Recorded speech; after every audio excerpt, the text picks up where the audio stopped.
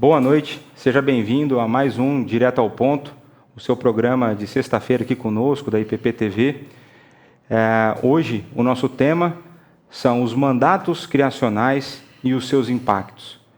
Eu brinco que esse nome ele é bastante presbiteriano, porque a gente vê um nome bonito e que muitas vezes nem parece comunicar tanto, mas para tratar desse assunto, desmistificar esse título, estamos trazendo aqui mais uma vez um convidado especial. Ele já esteve aqui conosco, pastor Jonatas, pastor da Igreja Presbiteriana dos IPs, ali no Polvilho, certo? E é um prazer tê-lo aqui conosco, prata da casa, não é? Saiu daqui de Pinheiros e é muito bom, a gente caminha de certa forma junto, a gente está no mesmo presbitério, eu acho que de quando do meu chamado a gente já se conhecia, já conversava um pouco, tem sido muito bom ter esses contatos e andar contigo. Mais uma vez, obrigado por ter aceitado o convite. É sempre um prazer aceitar aqui os convites da Igreja Presbiteriana de Pinheiros. É um privilégio imenso poder fazer parte, em alguma medida, da história dessa igreja, como membro, depois como seminarista, trabalhando também como pastor na plantação da igreja lá nos IPs e agora caminhando junto também nos demais projetos. Então, muito bom. Então, vamos chegar de enrolação, porque o tema hoje aqui é grande, o assunto é complexo e, como sempre a gente tem falado, a nossa ideia aqui é trazer o conhecimento teológico aplicado à vida prática. E eu não vejo sentido no entendimento teológico sem aplicação no dia a dia da nossa vida e na vida da igreja. Esse é um dos objetivos desse programa, a gente desvendar algumas coisas que podem parecer complicadas ou que muitas vezes as pessoas acham que não tem sentido, mas que quando nós olhamos com cuidado, quando nós em espírito de oração, conduzidos pelo Espírito Santo, na leitura das Escrituras, a gente vai ver que isso faz toda a diferença no nosso dia a dia. Então, para começar aqui, pastor, o que são os mandatos criacionais? Quais são eles? E faça uma descrição breve de cada um deles para a gente. Ok. Os mandatos criacionais são as ordens que o Senhor deu para o homem logo após criá-lo. Nós vemos esses mandatos no livro de Gênesis, capítulo 1. Quero ler o texto com vocês. A partir do verso 26, nos diz assim: Também disse Deus, façamos o homem à nossa imagem, conforme a nossa semelhança. Tenha ele domínio sobre os peixes do mar, sobre as aves do céu, sobre os animais domésticos, sobre toda a terra, sobre todos os répteis que rastejam pela terra. Nós temos então aqui o primeiro mandato, a primeira ordem, o homem dominar a criação. Nós chamamos esse mandato de mandato cultural. O texto segue e fala, então, criou Deus, pois, o homem, à sua imagem e semelhança, homem e mulher os criou. Os abençoou e lhes disse, sede fecundos, multiplicai-vos, enchei a terra. Temos aqui, então, um mandato social, a ordem de Deus para que o homem viva em sociedade, com a sua esposa, tenham vocês filhos, então multipliquem, encham a terra, vivam em sociedade. Disse Deus ainda, verso 29, eis que vos tenho dado todas as ervas que dão semente, que acham na superfície da terra, e tudo isso vos será para mantimento, e todos os animais da terra.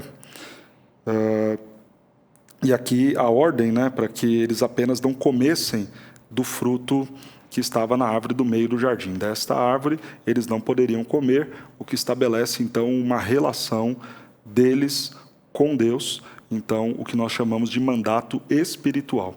Então são essas ordens do momento da criação, do homem e da mulher, que estabelecem a forma como o homem vai se relacionar com a criação, a forma como o homem vai se relacionar com o próximo, a forma como o homem vai se relacionar com Deus. Esses mandatos são essenciais para a vida humana. Todo ser humano, gozando de boa saúde, vai se relacionar com as pessoas, com a criação e com Deus.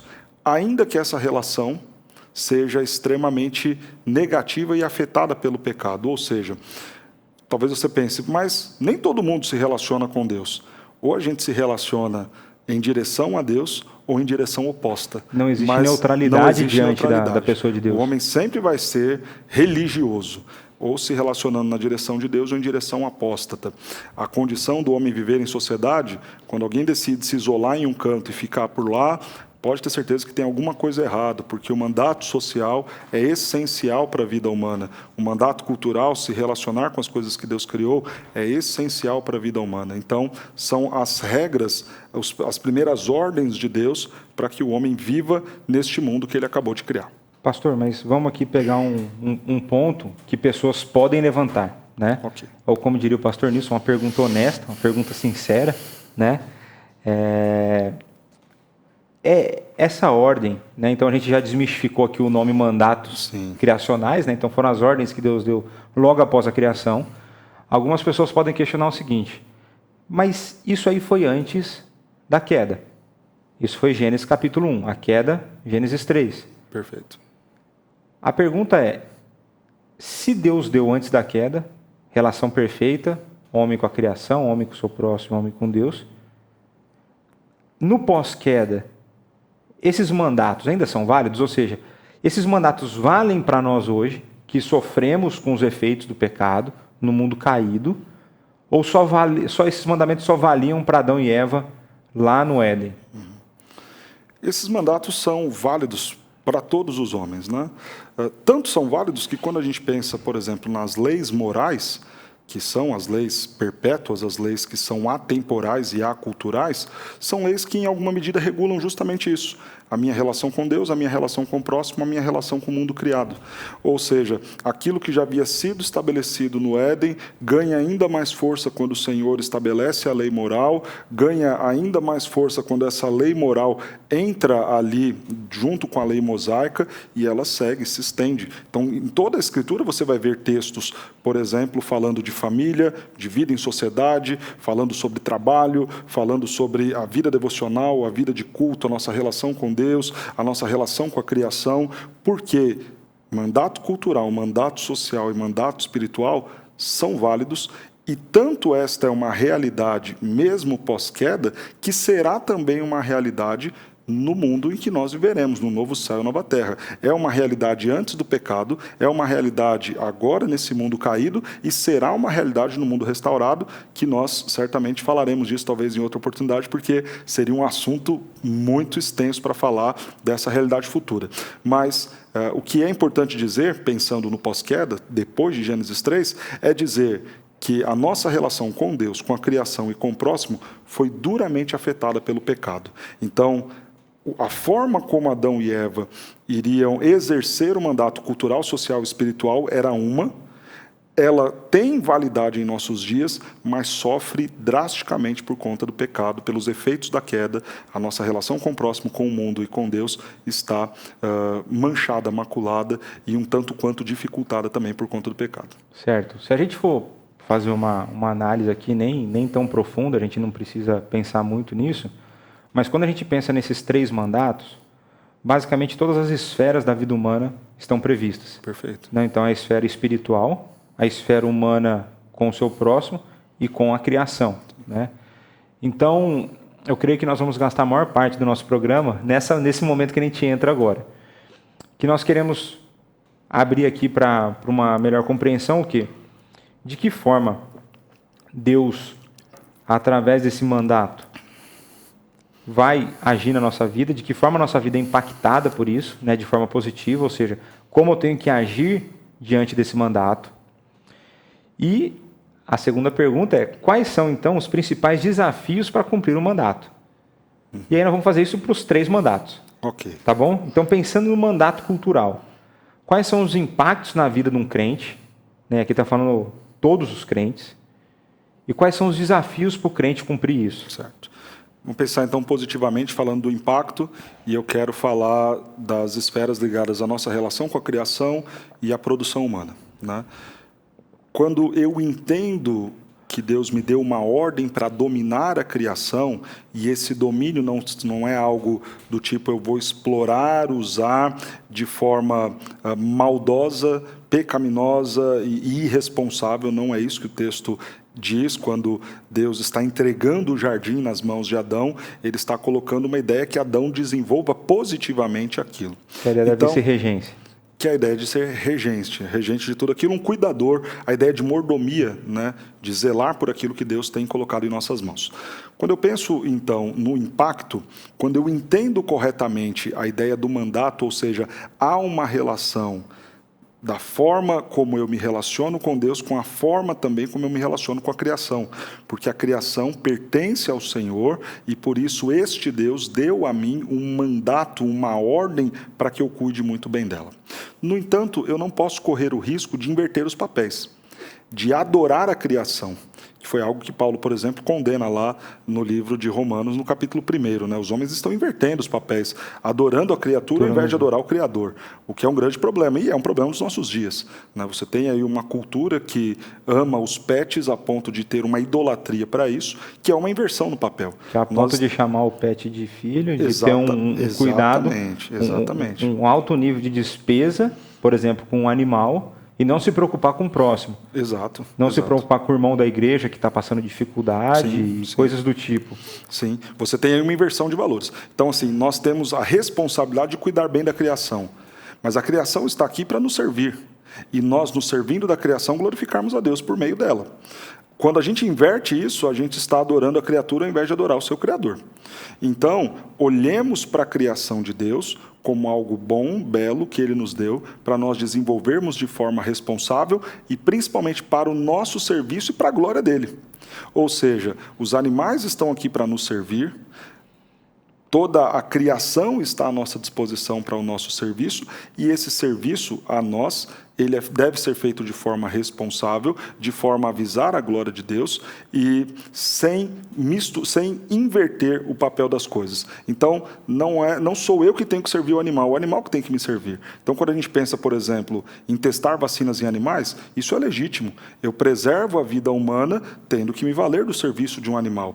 Quando eu penso na alimentação, eu preservo a vida humana no que diz respeito a alimentos, me valendo dos animais. E Deus nos deu esta permissão para que nós, então, nos valhamos dos animais e dominemos os animais e toda a criação para o sustento do homem e para a glória dele próprio, porque é por meio do homem que Deus vai ser glorificado. Eu acho que é uma coisa interessante para a gente pensar nesse momento, né? Já que a gente está colocando a ideia de a criação foi feita para nos servir e não o contrário. Exato.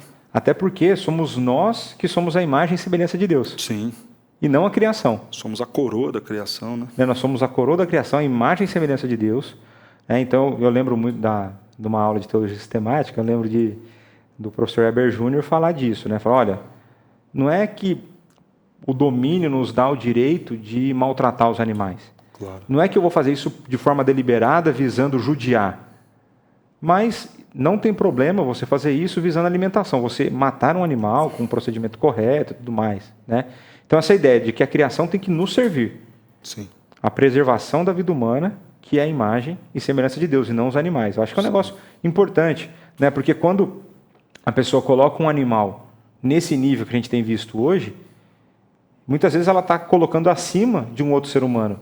Quando fala assim, não, é melhor ser amigo do cachorro que do ser humano.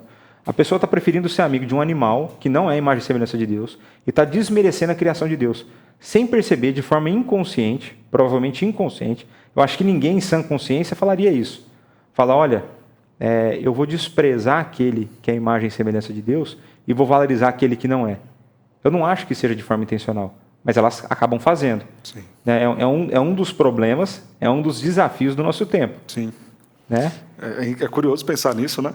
Talvez se nós fôssemos falar do mandato criacional, talvez 40, 50 anos atrás, nós estaríamos aqui estimulando um cuidado melhor com a criação.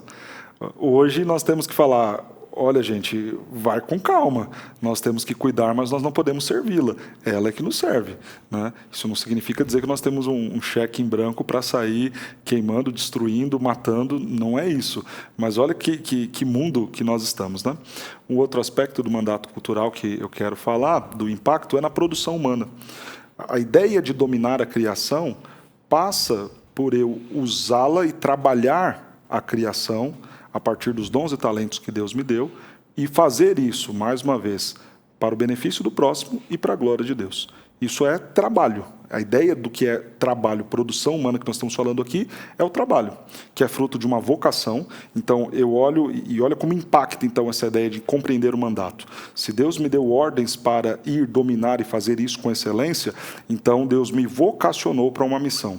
Para alguns, a missão de vocação para Deus vai estar ligada à área veterinária, para outros à área química, para outros à área do transporte, para outros à área da medicina, enfim, diversas profissões que estão relacionadas a essa ideia de desenvolver a criação. Então, o ser humano é uma criação de Deus e homens são vocacionados para ajudar a desenvolver o potencial do ser humano, cuidar da saúde dele, cuidar da saúde mental, da saúde física, dos esportes, do lazer. Tudo isso tem a ver com zelar, por exemplo, pelo ser humano. Aí tem as questões da botânica, as questões da fauna e tantas outras condições que Deus coloca. Produzam, dominem, cuidem bem, desenvolva. E isso é bênção. Quando eu entendo isso como sendo uma ordem de Deus para que eu faça, o meu trabalho não vai ser um peso, mas vai ser uma dádiva de Deus, uma oportunidade. Deus está me dando, por meio da minha profissão, da minha vocação, dos meus dons e dos meus talentos, um meio de, através da criação dele, eu tenho então aí todo um campo para atuar, toda uma ferramenta e toda uma matéria-prima para desenvolver com excelência aquilo que vai agradar a Deus e servir bem o meu próximo. Essa era a forma que nós deveríamos enxergar o trabalho. Eu acho que tem um ponto interessante aí, que você falou de vocação. E quando a gente pensa em vocação, para nós aqui eu creio que está claro esse conceito, mas para muitas pessoas, eles entendem que vocação é simplesmente relacionada à esfera religiosa. Então, quem é um vocacionado? É aquela pessoa que foi chamada para o ministério pastoral, para o sagrado ministério. Quem é vocacionado? Aquela pessoa que foi designada a ser missionário. Qual que seria o conceito? Porque eu sei que você não usou esse conceito na sua explicação. Qual é o conceito de vocação que a gente está falando aqui? Perfeito. Vocação tem a ver com o chamado de Deus para uma tarefa que Ele nos dá. E aí, falar de mandato cultural, social e espiritual é fácil agora, diante dessas três realidades, e vejam que elas estão em igualdade, no sentido de que Deus deseja que eu me relacione com Ele, e nós valorizamos muito isso. Dentro do meio religioso, o mandato espiritual é o mais fácil de falar, de explicar, porque todo mundo entende muito facilmente, mas às vezes a gente despreza os outros dois e acha que talvez não haja tanta santidade e tanta glória do Senhor nos outros dois mandatos.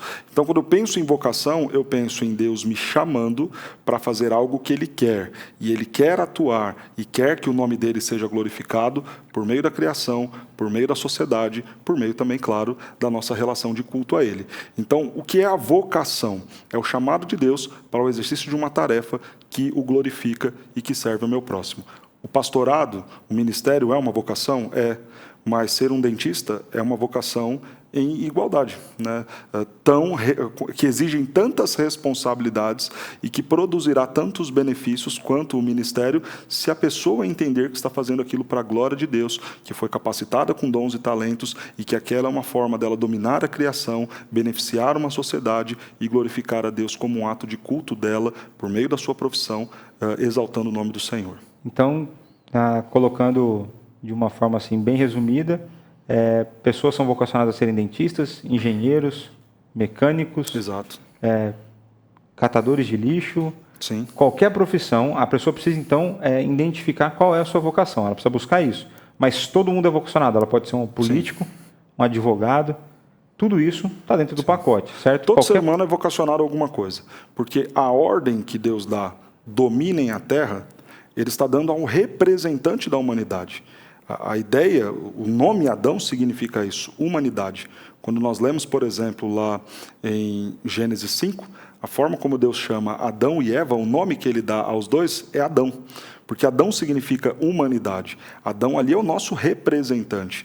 Então, essa representação dele traz a todos os da raça humana, a todos da humanidade, essa condição de dominar a criação. Então, todos serão vocacionados para servir a criação, servir a Deus por meio da criação, com uma vocação, com habilidades, com dons, com os talentos dados pelo Senhor.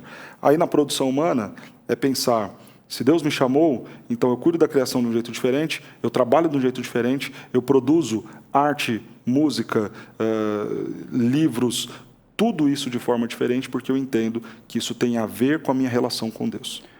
E aí, fazendo um gancho com a ideia de quais são os desafios diante da influência do pecado, eu creio que, e aí o senhor pode complementar bem aí, quando eu penso na influência do pecado no mandato cultural, pensando especificamente na vocação individual, na ideia do trabalho, eu creio que hoje nós temos um grande desafio diante da busca pela sociedade, vamos falar do espírito do tempo, né, do espírito da nossa época, de obter sucesso e obter grandes ganhos financeiros para usufruto próprio. Sim. Corações gananciosos. A gana pelo poder, a gana pelo reconhecimento, a gana pelo dinheiro. Eu creio que isso é um dos grandes desafios, né? Porque a gente vai ver que nós temos cristãos que são excelentes profissionais, mas que quando a gente vai olhar a motivação, muitas vezes nem sabe que existe um mandato cultural. Ele nem sabe, às vezes ele não está passando na cabeça dele disso, né? A preocupação maior dele são as suas próprias conquistas. O senhor acha que é isso aí? Tem... Sim. Eu acho que o maior desafio, realmente, quando a gente pensa em mandato cultural, é esse desafio de trabalhar pela motivação correta, de produzir pelo motivo certo. Vou começar por esse, depois eu vou comentar rapidamente essa nossa ideia da relação com a criação e o desafio que nós temos com ela. Mas eu vejo e concordo contigo, realmente, as pessoas trabalham sem entender o porquê estão fazendo aquilo. Trabalham com as motivações erradas e, por isso, produzem tão mal. Por isso que nós temos pessoas servindo de forma tão ruim, tão precária. Porque, a partir do momento que eu entendo que o meu trabalho é só para me beneficiar, há um problema sério. O nosso coração enganoso, às vezes, ele vai se realizar na mediocridade. Então, ele vai estudar para ganhar um 7 e ser aprovado. Em algumas instituições de ensino, infelizmente, você forma uma pessoa com média 5. Então, ele olha ali para a mediocridade e fala, ok, eu posso ser um advogado, nota 5, um médico, nota 5, ter um diploma de administração, nota 5, de odontologia, nota 5, porque eu me conformei na mediocridade de ser 5, porque, afinal de contas, isso já vai garantir para mim, talvez, o reconhecimento mínimo que eu preciso, que eu quero ser chamado de doutor, vai garantir a condição mínima financeira e isso me basta, vai garantir para mim, talvez, ali, uma condição de poder mínima e isso já me satisfaz. E aí ele é medíocre em tudo que faz e não cuida bem dessa criação, não serve com excelência, justamente porque entende que talvez o propósito maior seja satisfazer suas expectativas. Se a expectativa é muito baixa, então ele faz o de qualquer jeito e para ele aquilo está muito bom. E aí tem o oposto. Se a expectativa de ganho, de poder e de reconhecimento é lá em cima, ainda que a motivação seja egoísta, então ele vai se dedicar, vai trabalhar muito, vai estudar muito, mas também com a motivação errada. Então, tudo isso entrega para nós pessoas extremamente incompetentes no exercício de suas funções. Desconsiderando totalmente 1 Coríntios 10:31, de fazer tudo para a glória de Deus. E aí quando a gente pensa, tá, mas fulano estudou muito pensando no poder. Ok, ele não vai ser incompetente, mas muitas vezes será imprudente. Vai pecar pela imprudência, uma vez que não vai olhar para o outro com compaixão e não vai fazer para a glória de Deus. Então, ele está fazendo aquilo do qual ele é muito bem capacitado, mas também com a motivação errada. Os dois extremos se distanciam de 1 Coríntios 10:31. Exato. Né? O ser medíocre e ambos, né, pensando só em si, né? Sim. Ou ser o excelente, mas pensando somente em mim. Si. Exato. Isso, né, está por fora. Exato. E aí, no impacto negativo, né, no desafio que a gente tem em relação à criação, são os dois desafios que nós falamos anteriormente. É o desafio de ser responsável no cuidado com ela, sem idolatrá-la. Né? Então, eu cuido bem da criação e sou responsável com tudo. Com o tratamento com os meus animais, o tratamento com o animal do outro, o tratamento com as florestas, o tratamento com o lixo. Sou responsável em tudo isso, mas sem idolatrar qualquer uma dessas coisas. E não esquecendo de que existe um ser que governa todas essas coisas de forma soberana. Exato. Esse é um outro equívoco grande que as pessoas têm, esse papo e esse discurso, né? O fim do mundo vai se dar por meio da mão do homem, porque daqui 30, 40, 50, 100 anos o mundo não vai mais existir por conta de aquecimento global, etc. e tal. Quando nós lemos o livro de Apocalipse, os flagelos e também as trombetas sendo tocadas, né, todos esses sinais do fim das coisas, todos os juízos vêm do alto. O juízo sobre a criação vem de Deus. Deus é quem sustenta a criação. E Deus também é quem vai tratar de destruí-la para refazer, recriar do seu gosto e do seu modo.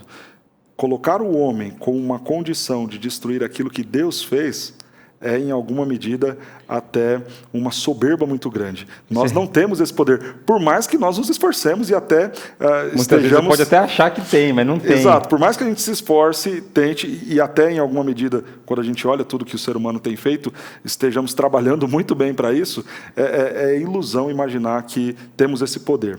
Na hora que Deus quiser limpar o oceano, pelo poder da voz dele, ele o faz.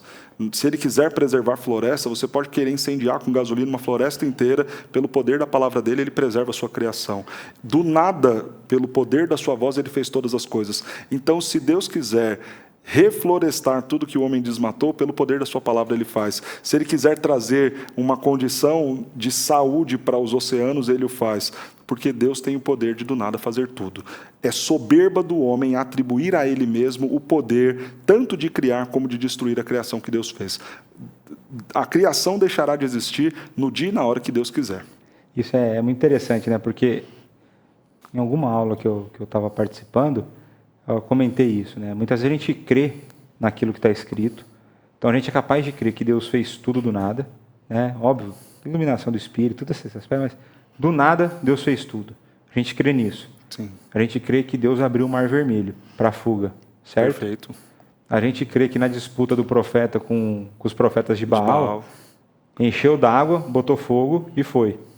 Mas a gente acha, muitas vezes, as pessoas no discurso que tem feito, que dentro da realidade que nós estamos vivendo, o homem vai ser capaz de destruir aquilo que Deus está governando. Porque elas acham, e aí parece uma ideia do teísmo aberto, né, de Deus deixou o mundo e o homem que está governando. Jamais. Se Deus não tivesse, né, se Cristo, porque é Cristo que sustenta tudo pelo seu poder, pela sua palavra, está lá em Hebreus, é Cristo que está sustentando todas as coisas. Se é Ele que está sustentando todas as coisas, a gente não pode tirar isso. Sim. Né? O Salmo 104 fala isso, né? Os animais abrem a boca e sou eu quem os sustento.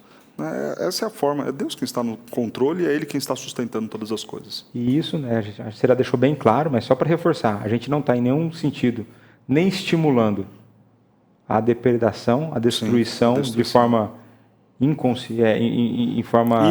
irresponsável, descontrolada, desgovernada, mas também não estamos falando que tem que ficar cuidando, abraçando a árvorezinha, não temos que ficar... Abraçar a árvore. Enaltecer ali os animais num patamar que eles não estão. Acho que esse é o ponto. Exato. Então agora nós vamos avançar, porque a pergunta rendeu, né? E aí, pensando nessa mesma lógica, como que fica o mandato social? Né? O que Deus ordena, de que forma eu tenho que agir na minha vida para isso, e quais são os desafios impostos aí pelo pecado? Mandato social, a nossa relação com o próximo, né? Multiplicar e encham a terra. A gente olha para isso primeiro, vivam em família. Depois, uma consequência natural de uma família muito grande, vivam em sociedade. E, obviamente, pela necessidade de organização da sociedade, você tem lideranças, você tem governos. E aí não vamos entrar nem no mérito de que tipo de governo ou qual é o estilo melhor de governo. Não vamos falar disso.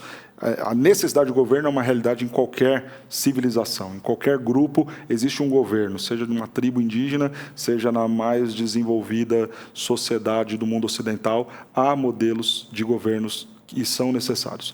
Então, eu coloco nessas três coisas, né? O impacto de entender a vida em sociedade vai me fazer olhar, né, ser impactado pelo mandato social, vai me fazer olhar de forma diferente para a família, de forma diferente para a sociedade, de forma diferente também para os governos. Significa, mais uma vez, que a família deve ser para a glória de Deus. A sociedade deve trabalhar para a glória de Deus. E as autoridades devem governar para a glória de Deus. Quando eu entendo corretamente isso, eu vou para dentro da minha casa e penso como eu posso conduzir os meus filhos para que eles glorifiquem a Deus, como eu posso conduzir o meu casamento de forma que isso glorifique a Deus e isso sirva bem ao meu próximo. Se nós tivermos, por exemplo, famílias que que entenderam esta ideia do mandato social, nós teremos uma sociedade mais saudável, uma igreja mais saudável, governos com certeza também de forma muito melhor do que aquilo que a gente tem visto. Então, quando eu entendo que há uma profunda relação da minha espiritualidade com a minha vida familiar, é inconcebível a ideia de um esposo crente agredindo a sua mulher. É tão cultico e tão ligado à minha adoração a Deus, a questão familiar, que a forma como eu trato a minha esposa está profundamente ligada à minha devoção ao Senhor. Isso é um entendimento impactado pelo mandato social. Porque a figura dada por Deus é de que o casamento representa a relação de Cristo com a igreja. Exato. O marido batendo na esposa seria Cristo batendo na igreja. O que é absurdo. O que é absurdo. O que a gente sabe que ele não faz. O problema é esse dualismo. Quando a gente fala dos 3 mandatos criacionais, principalmente desses 2 primeiros, o cultural e o social, falar disso, que é tão simples, é extremamente necessário para os nossos dias por conta do dualismo que a gente vive. As pessoas pensam o seguinte: minha relação com Deus é apenas no mandato espiritual dentro da igreja, em adoração, lendo a Bíblia e orando. No domingo. No domingo, e ainda restringe o dia da semana, no domingo.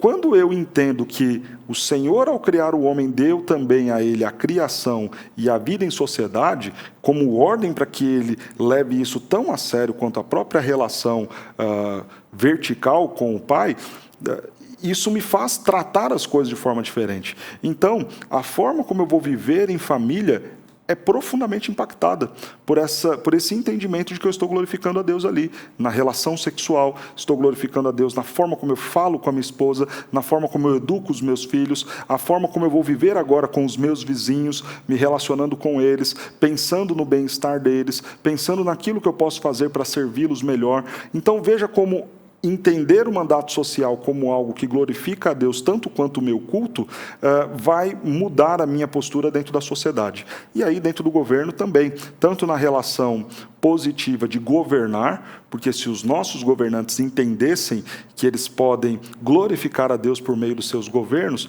nós não teríamos tantos casos de corrupção, nós não teríamos um distrato com as pessoas de forma tão gritante como a gente tem visto, nós não teríamos tantas motivações pessoais por meio da vida pública como nós vemos, e também de forma passiva, né, de ser governado. Eu olharia para os meus governantes como ministros de Deus, que é aquilo que diz em Romanos capítulo 13, como ministros de Deus para o meu bem, e os respeitaria e os auxiliaria nessa missão tão importante que é de governar o povo. Então eu penso que entender corretamente o mandato social impacta na minha vida familiar, na minha vida em sociedade, na minha relação com os governantes. E aí, de que forma o pecado tem dificultado, né? A gente sabe que mesmo o crente tendo sido liberto da escravidão do pecado, de alguma forma nós ainda sofremos alguma influência, né? Basta olhar para o dia de hoje, né? Talvez olhar para a última hora, a gente vai ver que o pecado exerce ainda algum tipo de influência em nossa vida.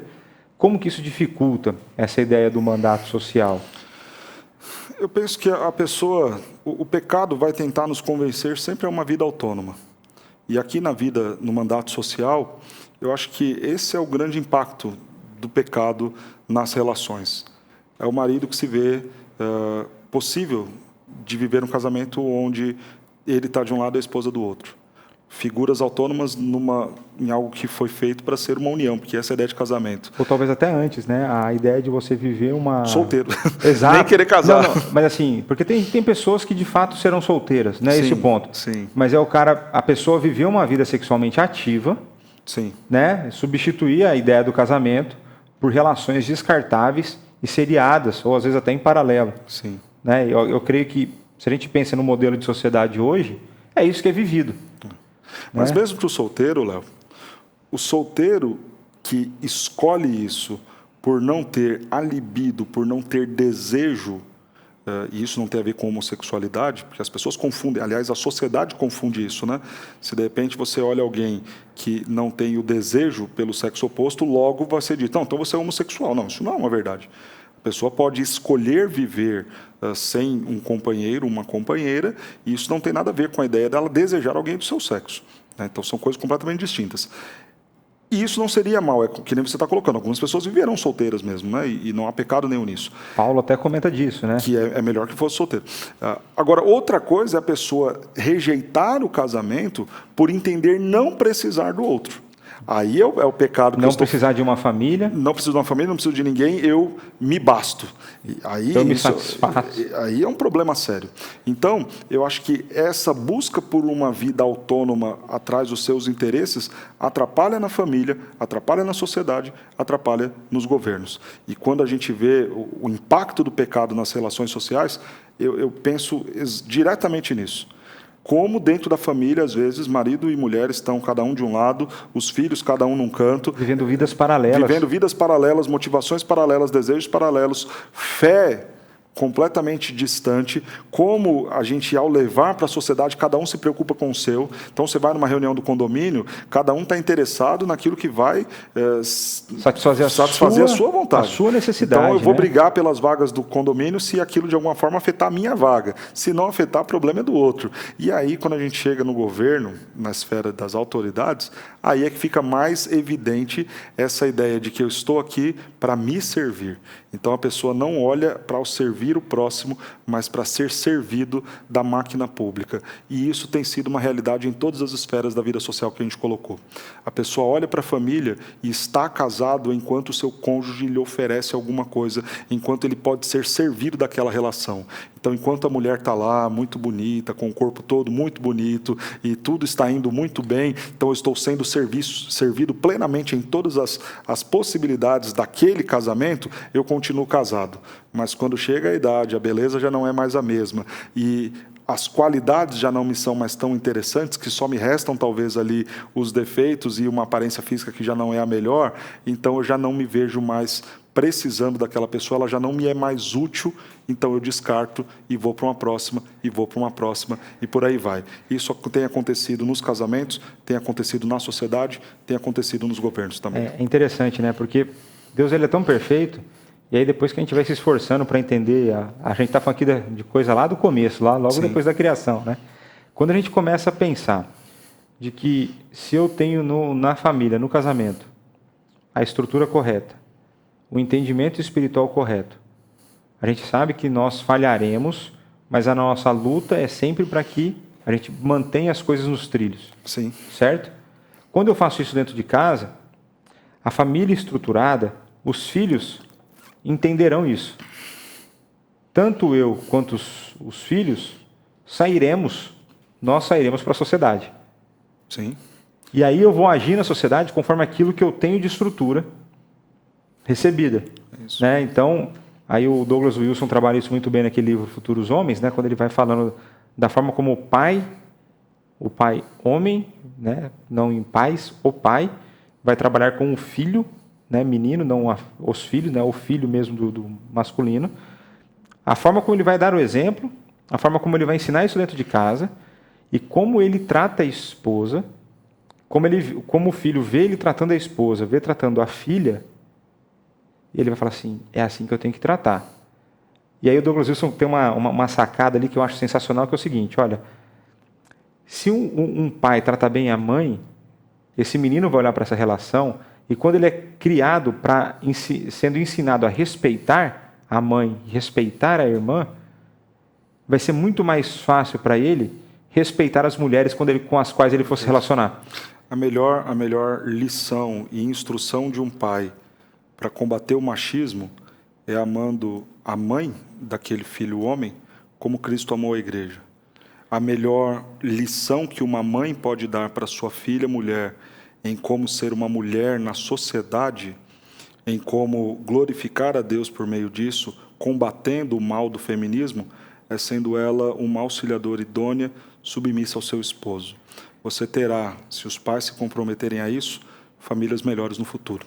E aí é interessante, né? Porque ele cresce com esse padrão, Douglas Wilson fala assim, dificilmente esse menino vai querer ultrapassar os limites sexuais com aquela menina que está se relacionando, porque ele aprendeu como tem que respeitar.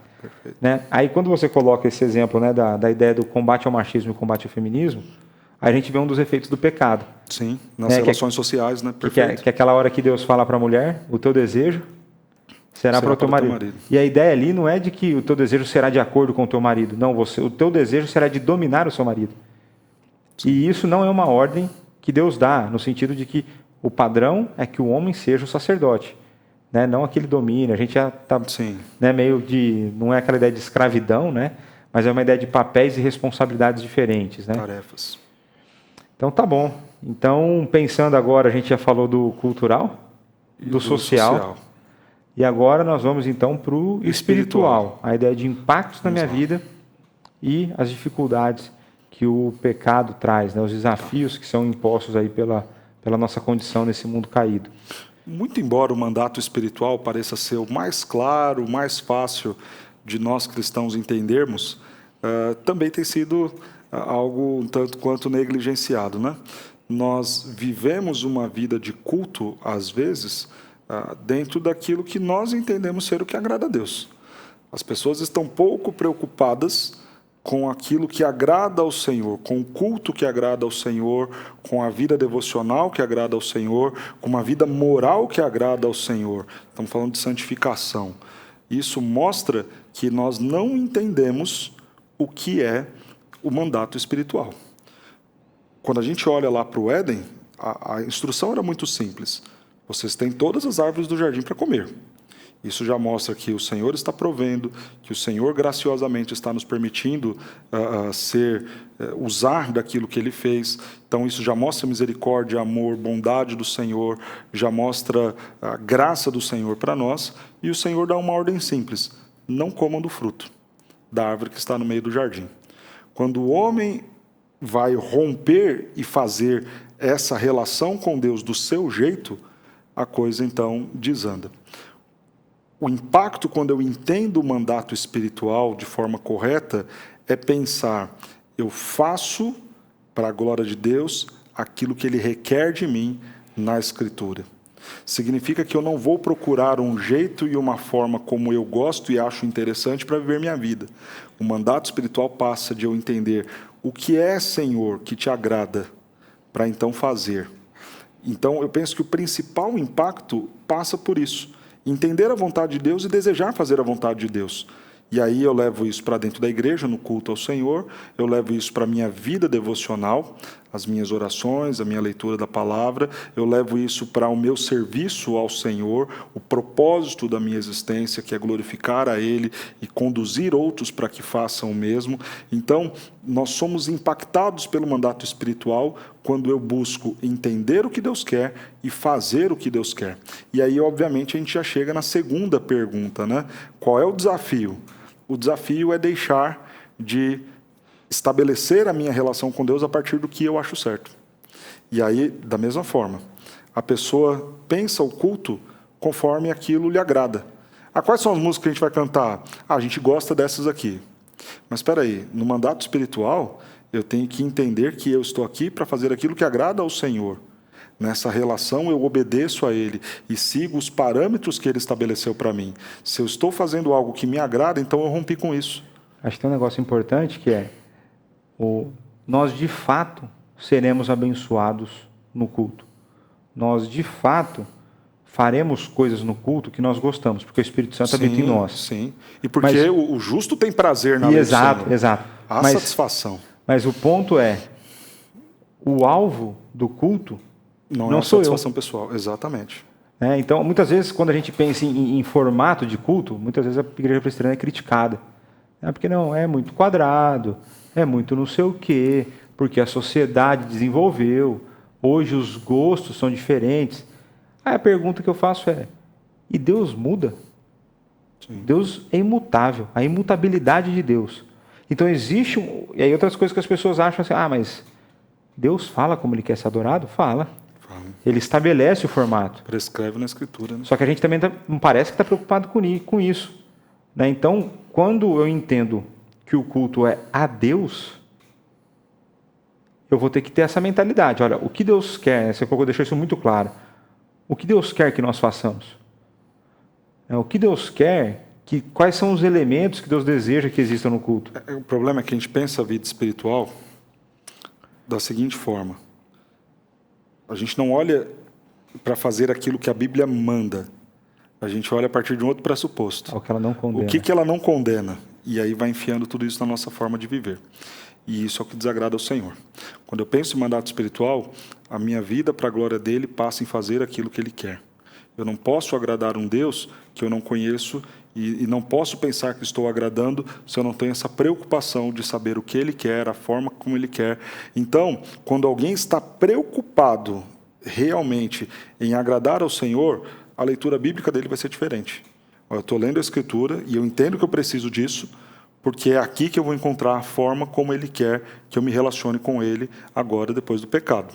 Então, a minha leitura, a minha vida de oração, eu preciso orar para entender os planos de Deus. Eu preciso orar porque eu dependo do Senhor. Eu preciso orar porque eu não faço as coisas de modo autônomo, não decido as coisas de forma autônoma. Ele governa a minha vida. Então, veja, nós, quando não somos impactados pela realidade de que o Senhor é quem estabelece as regras na relação do homem com ele, a gente vive uma vida completamente A gente fez um programa aqui sobre oração e eu acho que pega um ponto muito interessante, colocou aqui, que é muitas pessoas questionam o falso paradoxo, a falsa problematização. Se Deus é soberano, por que orar? É porque ele estabeleceu assim.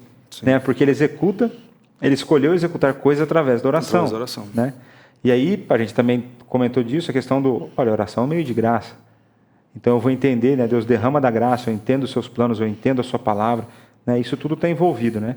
E eu gosto muito do clássico exemplo de a forma como Deus deseja ser adorado, e quando eu descumpro isso, né? A gente tem um exemplo clássico lá de Nadab e Abiú no Antigo Testamento. Perfeito. Aquela ideia de inovação no culto, vamos pôr uns elementos novos aqui, Sim. né? Foi a ideia de Davi, né? Seguir o que as nações estrangeiras faziam, de fazer os desfiles em carro público, colocar a Arca da Aliança para circular em Jerusalém em cima de um carro, ao invés de usar as varas, né? Os levitas. Aí, nesses dois casos, né? Nadab e Abiú, ambos morreram. E estavam bem intencionados. Estavam, como assim, não, porque é o meu coração. Eles estavam cheios de boa intenção. Sim, vamos segurar a arca não pode cair no Aí chão. depois teve aí no caso de Davi, né? A questão da arca. Ela foi cair, o cara não era autorizado a pôr a mão, ele pôs, também morreu. E é só então que as pessoas foram cair em si e falaram assim, olha, peraí, Deus estabeleceu uma forma de fazer isso. Sim. Então, as pessoas precisam entender que uma vez que o culto é a Deus, e é Ele quem estabelece, não sou eu que tenho que ficar satisfeito, apesar de eu ficar satisfeito quanto mais próximo eu estou de Deus. Sim. Né? E a obediência como um todo. Há uma dificuldade das pessoas entenderem que a forma mais fácil de nós sermos felizes é pela obediência ao Senhor. As pessoas têm dificuldade em entender isso. Então a pessoa vai lá e fala, da liberdade. Então a pessoa vira e fala, não, mas eu acho que eu vou ser mais feliz casando com essa pessoa que não é crente e entrando em julgo desigual. Não, a Bíblia fala que você vai ser feliz escolhendo um servo do Senhor, crente, que compartilha da mesma fé que você, é assim que você vai ser feliz. Ah, não, mas eu acho que de outro jeito pode ser melhor. A ideia de que nós vivemos bem quando andamos no trilho, a semelhança do trem que desenvolve seu melhor potencial quando está nos trilhos. Né? Aquela ousadia que você comentou na ideia da destruição da natureza, né? Quando a gente rebaixa Deus e eleva o homem, né? Na ideia de que a gente pode destruir, a gente faz isso também quando eu acho que posso encontrar um meio melhor de viver. Quando eu ouso achar que eu sei uma maneira melhor do que o próprio Deus, exato. Que criou todas as coisas. E quando eu acho que é pesado demais cumprir aquilo que Ele está pedindo. Né? Então, quando a gente pensa nessas realidades, a gente vê que tem desafios. Né? O pecado, ele faz com que a gente queira inovar. Eu acho que a gente pode usar a criatividade em tantas outras áreas, né? Mas parece que a gente quer usar onde não pode. Exato. Né? Então, graças a Deus aqui, por exemplo, pela vida da IPPTV, né? Que a gente vê os meninos usando a criatividade aqui, criando programas novos, né? Material para as crianças, e a criatividade come solto aqui. Né? Agora, culto não é lugar de criatividade. Sim. Culto é lugar de obediência, né? Adoração a Deus, pregação fiel das Escrituras, oração, exercício correto dos sacramentos. É disso que a gente está falando. Mas hoje, no nosso tempo, isso é uma dificuldade enorme. Né? E a gente é taxado e tudo mais. Né? Então, eu creio que agora é um bom momento para a gente chamar aquele rápido intervalo, né? E para a gente voltar aqui com as perguntas finais e fechar esse assunto, que é um assunto que é muito amplo. A gente poderia aí passar muito mais tempo conversando dele, né? A gente conversou um pouco antes, combinando aqui, mas daria para a gente falar muito mais. Então vamos chamar o intervalo rapidinho. Vocês esperam aí, pode ficar atentos, que nós voltamos com mais perguntas. Até daqui a pouco.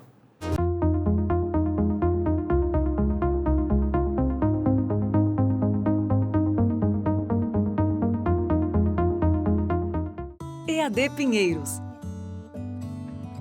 É tempo de crescer em conhecimento. Conheça o nosso curso Introdução à História da Reforma Protestante.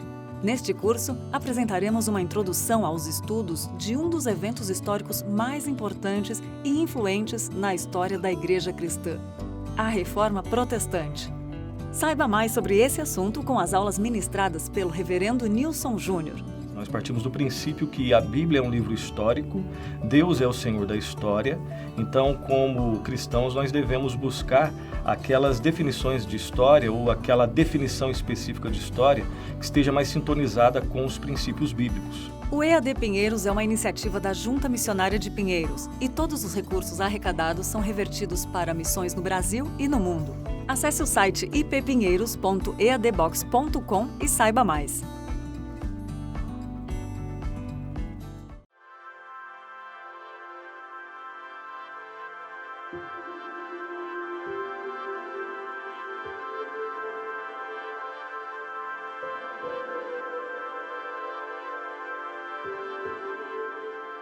Ouvi a tua oração e vi as tuas lágrimas. Eis que eu te curarei. 2 Reis 20:5. IPP-TV, a sua web TV missionária. Oi, galerinha! Tudo bom com vocês? Suas manhãs serão ainda mais especiais com a programação da IPP-TV. De segunda a sexta, às 9h30, muita história, música e brincadeiras. As crianças vão se divertir com o Pinheirinhos TV. Mas aqui é tudo uma família, né, Pedro? Às 10 horas, um programa de notícias, entretenimento, entrevistas e muita interatividade. Manhã IPP, ao vivo com Lídia Dickel e Pedro Cera. Comece o dia bem informado com um conteúdo cristão de qualidade. Esperamos você aqui na IPP-TV, a sua TV missionária.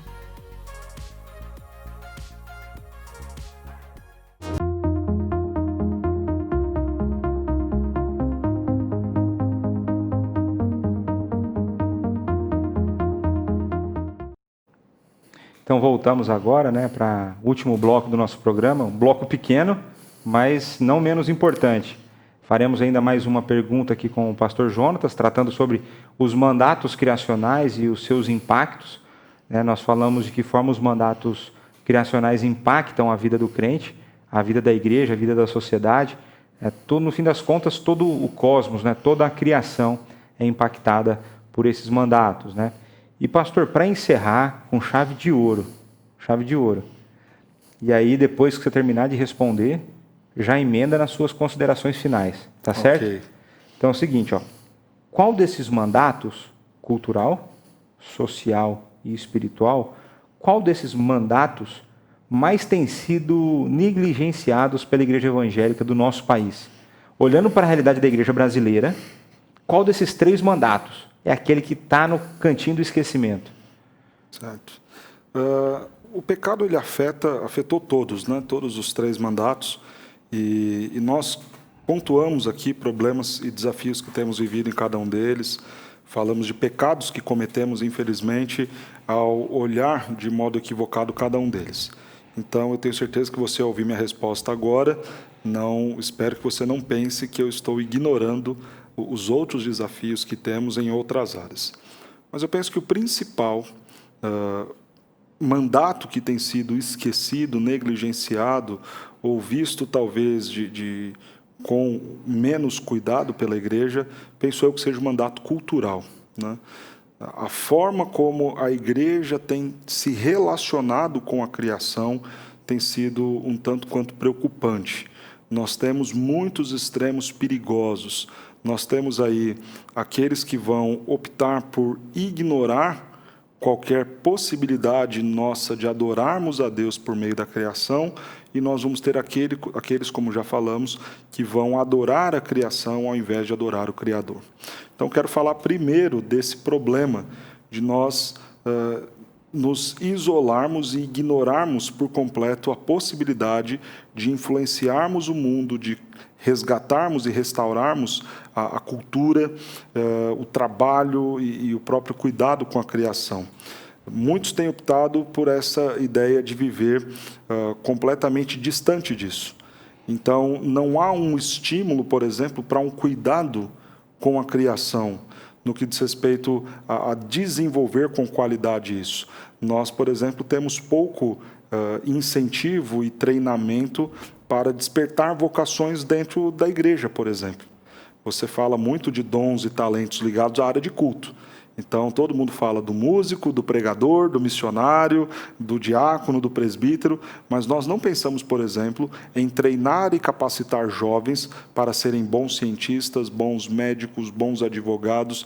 A gente olha isso e fala, isso não tem nada a ver com Deus, isso não tem nada a ver com a igreja, isso é coisa da faculdade, isso é coisa da escola, o governo que tem que se preocupar com isso. Isso é um problema sério, porque qual é a realidade que a gente chega? Pessoas que conseguem ser crentes no domingo, mas não conseguem ser crente na contabilidade, não consegue ser crente na faculdade, não consegue ser crente no campo de futebol, não consegue ser crente, um cristão autêntico, na medicina, na farmácia, no trânsito, porque nós não estamos treinando e preparando os nossos jovens para exercerem uma vocação espiritual, uma vocação daquilo que está ligado com o que Deus nos manda fazer, desenvolvendo a criação.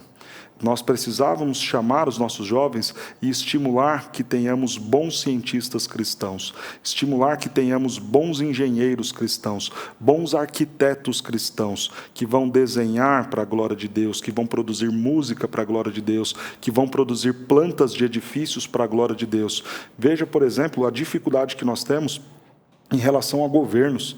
E a ideia de governo, claro, a gente vê isso com mais detalhes na ideia de mandato social, mas os governantes são aqueles que administram também a criação como um todo, né?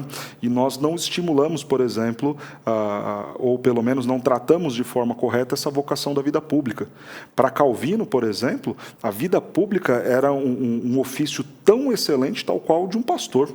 O próprio Kuyper, né, também. Sim, foi um estadista, né? Um estadista. Então, veja, nós, por exemplo, não nos preocupamos em treinar nossos jovens para isso. Por isso que chega nos congressos, chega aí nas câmaras de vereadores, a bancada evangélica é motivo de escândalo. Ela é tudo menos evangélica. Menos evangélica. E é vergonhoso para nós. E passa por quê? Porque a gente chega na igreja ou a gente vira e fala, olha, o crente não pode se envolver com política. Ou a gente, ao se envolver com política, quer ganhar telhado para a igreja, quer ganhar caixa de som para a igreja, e a pessoa acaba fazendo um jeitinho ali, faz um exercício na vida pública que é medonho. Então, veja, nós precisávamos olhar para essas vocações do desenvolvimento da criação com mais cuidado. É tão distante e tão negligenciado o mandato cultural que quando você fala para alguém, por exemplo, vai ter trabalho no Novo Céu e Nova Terra.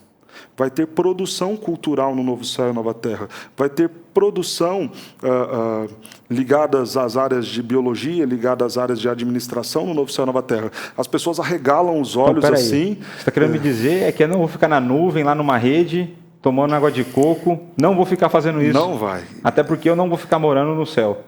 Não, você vai morar no Novo Céu e na Nova Terra. E aí, quando as pessoas ouvem isso, elas ficam quase que escandalizadas. Pô, rapaz, eu achei que depois que eu fosse restaurado, que eu ia ter descanso. Pronto, não é isso? Ia ficar lá dormindo o dia inteiro, tocando harpa. Isso não é uma realidade. Isso é uma prova de que nós estamos muito distantes da ideia do que é o mandato cultural. Veja, aquilo que foi entregue para Adão numa realidade de mundo perfeito, sem queda, no paraíso restaurado, dará continuidade e, claro, sem os efeitos do pecado. E no pré-queda já tinha trabalho. E no pré-queda já tinha trabalho. O trabalho não é a maldição. A maldição o sofrimento decorrente. O sofrimento decorrente do trabalho, que passaria a existir depois da queda. Então, veja, olha como o mandato cultural é desprezado, né? Então, os crentes são estimulados a ver o trabalho como meio de ganhar dinheiro, como uma maldição, né? São estimulados a se relacionar com a cultura, música, cinema, arte, como se tudo isso fosse algo ímpio, algo do qual nós não podemos ter nenhum tipo de contato. E aí, quando os cristãos vão se envolver nessas áreas, tem uma postura completamente antibíblica no desenvolvimento da sua profissão, no desenvolvimento da sua música, no desenvolvimento da sua arte, no desenvolvimento da sua relação com os animais, por exemplo, e passamos até essas aberrações que a gente vê, né? A pessoa vira e fala, não, olha, eu sou cristão, mas quando eu entro no meu consultório e vou atender os meus pacientes é outra coisa. Então, eu sou cristão e falo que Deus é criador aqui, mas quando eu pego o giz e vou para a lousa na aula de biologia, porque eu sou um professor de biologia, eu defendo o evolucionismo. Olha, eu sou cristão, mas quando eu sento para falar com alguém no consultório do psicólogo, da psiquiatria, eu sou freudiano. Então, são coisas absurdas. Justamente porque as pessoas não entendem que o mandato cultural tem grande relação com o Deus que estabelece também o mandato espiritual. Então, essa dicotomia, esse dualismo é extremamente prejudicial para todos. É como se tivesse como separar a vida do domingo do restante da semana. E é uma área que eu vejo que é a mais negligenciada, talvez, aí, dentro dos 3 mandatos. Né? Que eu achei que a gente talvez nunca chegasse tão rápido nesse nível, mas é como se a gente estivesse roubando um título que os católicos têm do famoso nominal. Sim. Temos aí... No fim das contas, assim, se é um evangelho que é nominal, ele tem nome dele. Na prática, não é. Não luta pelos seus princípios, pelos seus valores, pela sua cosmovisão bíblica. E, pior de tudo, não faz nada disso porque não conhece, porque não é estimulado, porque entra na igreja e o que se fala são simplesmente a forma como a pessoa deve cantar, o dom espiritual que ela tem que exercer, se é língua ou não, se é profecia ou não, mas não se coloca com ênfase que a vida daquela pessoa está relacionada ao mandato cultural, ao mandato social e, claro, também ao mandato espiritual. Inclusive, ela não é estimulada a ter uma relação correta com as Escrituras. Né? Porque quando ela entende corretamente as Escrituras, ela vê que a forma de pensar dela tem que ser pautada pelas Escrituras. Perfeito. E aí os exemplos que você colocou no professor, no consultório, tudo isso vai por terra. Porque o padrão é a Bíblia. O padrão é aquilo que Deus revelou. E a partir disso, eu defino o restante da minha vida, né? Exato. É o grande manual que nós temos. E Pensando aí na minha palavra final, para as pessoas que nos ouvem, primeiro, veja o quanto é belo a múltipla forma como Deus age. Quando eu penso nos 3 mandatos, eu vejo essa beleza de Deus, né? Como Deus age por meio da criação, do trabalho, como Deus age por meio da família, da sociedade, como Deus age por meio da vida devocional, da leitura bíblica, da igreja. Como são formas belas. Restringir Deus apenas à ideia do mandato espiritual é triste. Restringir a vida cristã apenas ao mandato espiritual é triste. Nós devemos glorificar a Deus por meio de tudo aquilo que está ao nosso redor. Nós estamos abdicando de um direito, um dever de cuidar bem da criação que o Senhor nos deixou. Quando nós não temos um interesse sincero em exercer a nossa vocação, seja ela qual for, com excelência, e exercer uma vida em sociedade que cuide do próximo e glorifique a Deus, nós estamos falando, Senhor, o Senhor nos entregou o jardim, mas a gente não quer cuidar dele. O Senhor nos deu tudo e colocou tudo à nossa disposição, mas nós estamos dispensando tudo isso, quando, na verdade, nós cristãos deveríamos ser os principais responsáveis por olhar todas essas coisas e falar, precisamos encontrar um meio e uma forma de trazer a glória do Senhor por meio de cada uma delas, de sermos usados pelo Senhor para fazer com que todas essas coisas possam convergir no propósito para qual elas foram criadas, bendizer e glorificar o nome do Senhor. Muito bom, pastor. Mais uma vez, muito obrigado por ter aceitado o convite. Com certeza teremos outros programas, né? Amém. Que Deus continue te abençoando à frente da tua igreja, a Igreja de Cristo, que você foi designado, né? A igreja ali dos IPs. Deus continue abençoando você e a sua família, né? Te sustentando. E a você que esteve conosco, espero que a palavra de Deus exposta, explicada, né, tenha falado ao seu coração, que a partir dessa compreensão do que são os mandatos criacionais, de que forma eles impactam o nosso dia a dia, a importância deles para a vida cristã, que isso possa ter afetado aí a sua compreensão de realidade e que você busque, intencionalmente, cada vez mais cumprir esses mandatos. Que Deus te abençoe nessa jornada, e que nós, né, a nós também. E muito obrigado pela sua audiência, continue acompanhando a nossa programação, se inscreva no canal se você não é inscrito, curta, se você quiser ver os outros programas que nós já lançamos, eles estão editados no canal da igreja no YouTube, é só pesquisar lá direto ao ponto, tem os outros programas que nós já fizemos, né? E o programa de sexta-feira, né, normalmente ele vai na reprise no domingo após o culto das 11, né? Então também acompanhe e esteja aí compartilhando esse conteúdo e abençoando outras pessoas. Fiquem com Deus e até a próxima, se Deus quiser.